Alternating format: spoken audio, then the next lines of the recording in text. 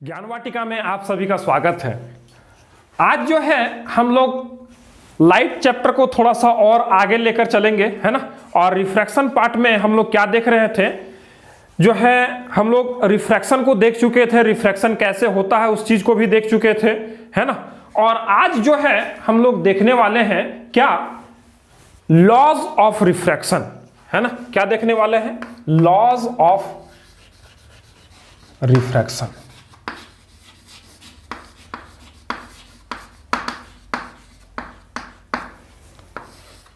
को स्टार्ट करने से पहले आप सभी से एक गुजारिश कि अगर आप इस चैनल पर नए हैं तो चैनल को सब्सक्राइब कर लीजिए, है ना।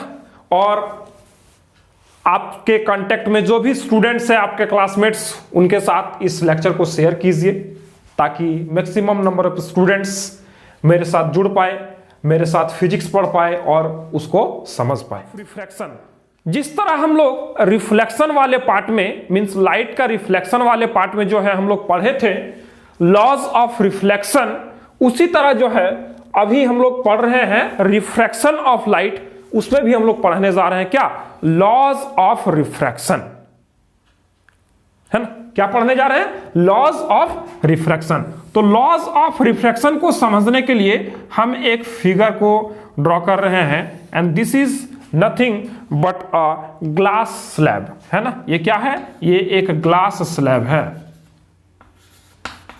है ना। इधर एयर है, इधर भी एयर है ना। और ये ग्लास स्लैब है जहां पे अभी हम लोग रिफ्रैक्शन को देखने वाले हैं। तो हम क्या कर रहे हैं कि एक लाइट रे को ऑब्लिकली इस ग्लास स्लैब में इंसिडेंट करवा रहे हैं, और मान लेते हैं कि ये लाइट रे ए है और ये पॉइंट ओ पर यहां पर इंसिडेंट कर रहा है। ग्लास स्लैब के सरफेस में पॉइंट ओ पर जो है वो इंसिडेंट कर रहा है। ये इंसिडेंट लाइट रे है जो कि ए से चलकर आ रहा है और ये पॉइंट ओ पर जो है स्ट्राइक कर रहा है ग्लास सरफेस में। हम क्या कर रहे हैं कि इस ग्लास सरफेस पे एक परपेंडिकुलर लाइन ड्रॉ कर रहे हैं जो कि पॉइंट ओ पर भी परपेंडिकुलर होगा, है ना। और इस तरह से परपेंडिकुलर होगा ये, और इस परपेंडिकुलर का नाम हम दे रहे हैं एन ओ एन डैश। अब जो है हम लोग क्या बोल रहे हैं कि एयर एक रेयरर मीडियम है, हम लोग पिछले लेक्चर्स में इस चीज को देख चुके हैं, और ग्लास जो है एक डेंसर मीडियम है। ग्लास क्या है, एक डेंसर मीडियम है। अब जो है यहां पर refraction rarer to denser medium हो रहा है, तो जो रिफ्रैक्टेड रे होगा वो क्या होगा, वो रिफ्रैक्टेड रे टुवर्ड्स द नॉर्मल बेंट होगा, और रिफ्रैक्शन कुछ इस तरह से होगा, है ना। और आफ्टर रिफ्रैक्शन हम मान रहे हैं कि ये लाइट रे जो है बी डायरेक्शन में रिफ्रैक्ट कर रहा है। तो अब हम क्या बोल रहे हैं कि the angle between the normal and the incident ray is known as angle of incidence, and it is represented by a letter that is small I. दूसरा चीज हम क्या बोल रहे हैं कि the angle between normal and the refracted ray is known as angle of refraction, and it is represented by a letter that is a small r, है ना। Means angle A O N, angle A O N is equals to angle of incidence, and angle N N dash O B, N dash O B is angle of refraction. ठीक है। अब हम क्या बोल रहे हैं कि इस रिफ्रैक्शन के बेसिस में, है ना, हम लोग अभी यहां से लॉज ऑफ रिफ्रैक्शन को समझने वाले हैं और लॉज ऑफ रिफ्रैक्शन को लिखने वाले हैं। यहां पर हम लोग सबसे पहला लॉ जो है रिफ्रैक्शन का वो सीखेंगे क्या, कि the point of incidence, the point of refraction and the point of normal always lie at a same plane, है ना। मींस ये इंसिडेंट लाइट रे का, ये रिफ्रैक्टेड लाइट रे का और इस नॉर्मल का जो पॉइंट होगा वो एक ही प्लेन पर होगा, है ना। वो एक ही पर एक ही प्लेन पर होगा। क्या होगा? सबसे पहला लॉ कि the point of incidence refraction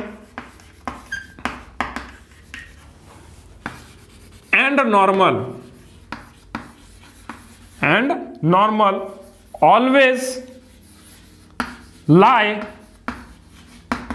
at a same plane, है ना। मीन्स ये पॉइंट ऑफ इंसिडेंस, ये पॉइंट ऑफ नॉर्मल और ये पॉइंट ऑफ रिफ्रैक्शन, ये तीनों का जो पॉइंट होगा वो एक ही प्लेन पर होगा। तीनों का अलग अलग प्लेन नहीं हो सकता है, वो एक ही प्लेन पर लाई करेगा, है ना। जहां भी लाई करेगा वो एक ही प्लेन पर लाई करेगा, है ना। दूसरा जो लॉज ऑफ रिफ्लेक्शन है वो हम लोग अभी देखेंगे, क्या कि the ratio of sine of angle of incidence and the ratio of sine of angle of refraction will give us a constant, है ना। Means sine of angle of incidence to sine of angle of refraction will give us a constant, है ना। Means the ratio of sine of angle of incidence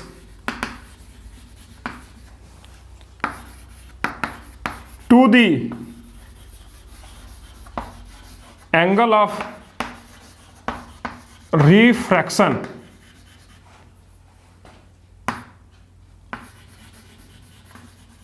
always give a constant, है ना। वो क्या देगा? एक कांस्टेंट देगा। Means sine of angle of incidence to the sine of angle of refraction will give us a constant, है ना। ये क्या होगा?